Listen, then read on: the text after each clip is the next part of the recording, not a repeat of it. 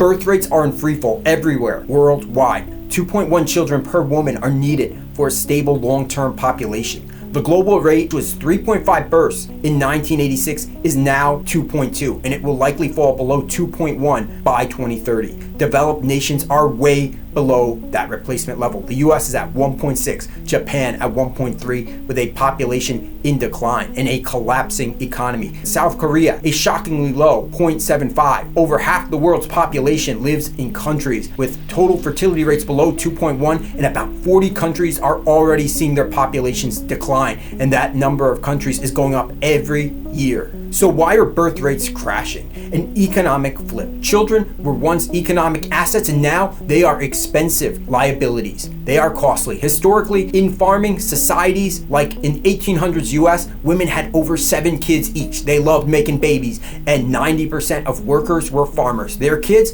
were the free labor. With modernization, US farm employment went from 90% to 1.3% today. So no more making kids for the farm. Now, the cost for raising one child in the US is about $300,000 to $400,000 before college. The opportunity cost, especially for women, keeps going up, where each extra year of schooling now correlates to 0.26 fewer children given birth to over the course of a woman's lifetime. Crushing housing costs are now super effective birth control. Worldwide, global housing prices rose 27% after adjusting for inflation since 2010, and that's 39% in advanced economies. Renters are being squeezed everywhere. Half of US renters now spend over 30% of their income on rent. A quarter spend over 50%. Meanwhile, investors, private equity firms, and corporations are buying up 20 to 30% of starter homes to rent out with inflated prices. Rising inequality compounds this further. Reagan-era tax cuts saw the top tax rate fall from 70% to 28%, while taxes on the working class just increased.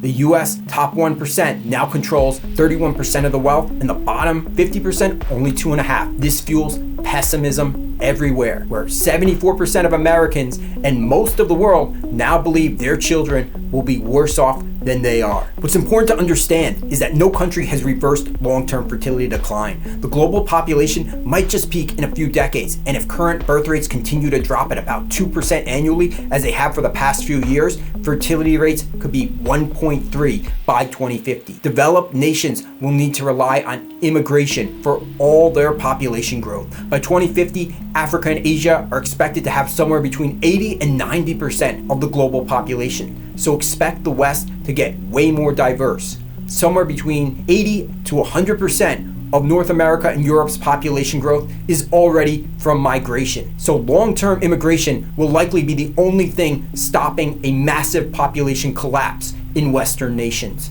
Governments can go down one of two paths. One, they could offer family support like childcare, free college, or even cash incentives to get people to make more babies. Or path two, they can try to control their population, like when Romania banned birth control and taxed people for not having kids. Even scarier, countries could just go to war and try to take over their neighbors' population, as Russia has tried to do to Ukraine. A huge wild card here is also AI, where it could automate 300 million jobs worldwide by 2030, adding more economic uncertainty to the world. If AI can make life better for everyone, maybe it'll create a world where people want to have kids. But the reality is AI could very likely create a world where the working class lose their jobs and the rich just get richer, making it harder for the majority of people to get by and have kids. Last I checked, massive unemployment probably is not going to put people in the mood to make babies. So where does that leave us? Birth rates will likely keep falling. Modern society has been optimized for corporate efficiency, so we can't even farm our own food anymore.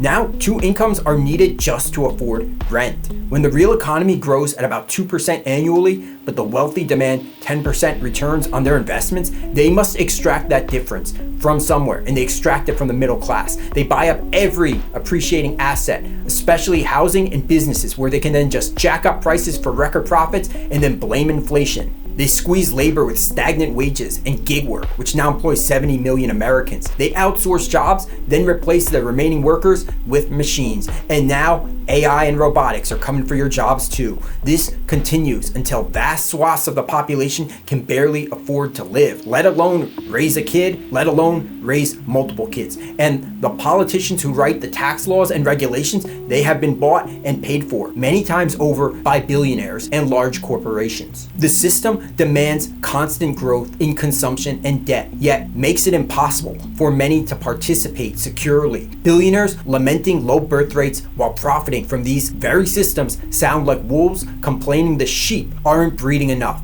Unless there is a dramatic systemic shift where living becomes genuinely affordable for everyone, especially housing, and the vast majority see the world will become a better place for future generations, then expect birth rates to start falling even faster everywhere worldwide. This has been Blinded by Logic. Thanks for watching.